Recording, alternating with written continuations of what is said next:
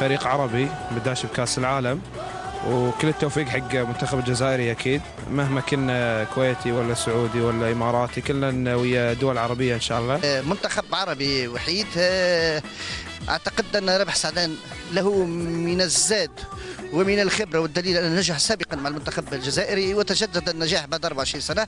اعتقد انهم الخبره والزاد ما يكفي للنجاح. المنتخب الجزائري له من الكفاءات ومن القدرات الفنيه ما يجعلنا نتطلع اليه بعيون ملؤها التفاؤل. كل العرب ان شاء الله قلوبهم مع الجزائر في مجموعتهم في كل مبارياتهم.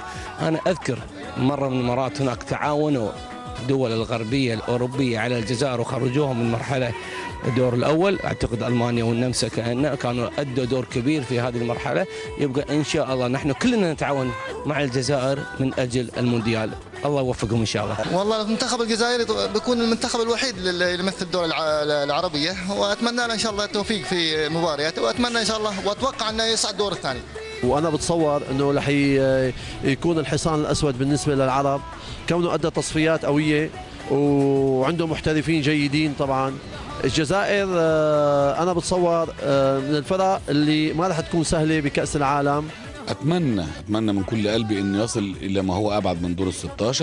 المنتخب الجزائري منتخب قوي، منتخب اعيد تاهيله بشكل جيد.